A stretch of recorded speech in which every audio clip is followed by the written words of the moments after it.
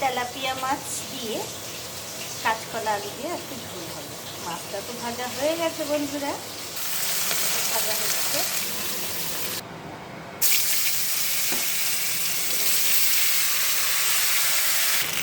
এবার সামান্য একটু লবণ দিয়ে নাড়াচাড়া করে একটু দেবো।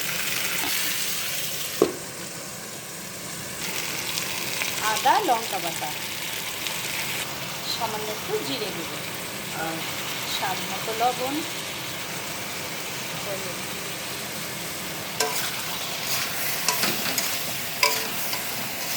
নাড়াচাড়া করে খুব সুন্দরভাবে একটু কষিয়ে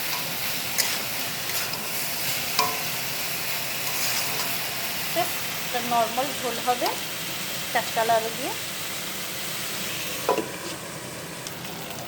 এবার আমি জল দিয়ে দিই। ঝোলটা ফুটে গেছে বন্ধুরা, এবার আমি মাছগুলো দিই।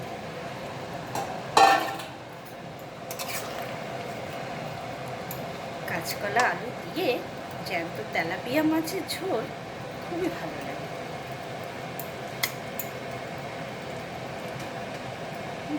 গলে গেছে সবজিটা। বন্ধুরা কেমন হচ্ছে, কেমন হয়েছে অবশ্য কমেন্টে জানাবে বন্ধুরা।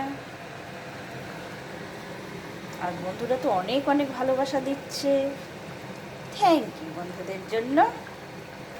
তেলাপিয়া মাছের ঝোল কমপ্লিট বন্ধুরা, কমেন্টে অবশ্যই জানাবেন। থ্যাংক ইউ বন্ধুদের জন্য।